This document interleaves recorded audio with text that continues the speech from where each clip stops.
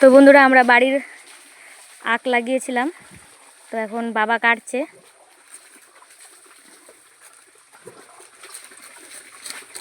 সাইজটা কিন্তু একদম বোম্বাই কুসুলের মতন।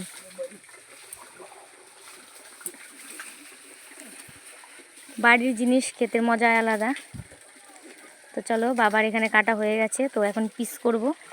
বাবা এখানে এটাকে পরিষ্কার করছে।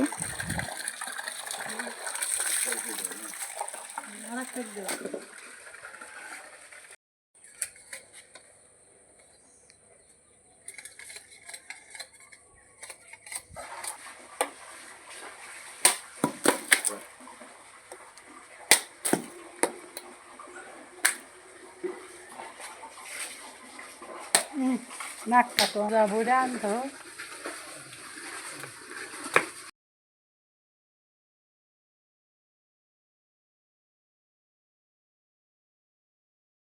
এখন তো তোমরা দেখতেই পেলে বন্ধুরা, বাবা ওখানে আখটা কাটলো, তো এখন আমি খাচ্ছি।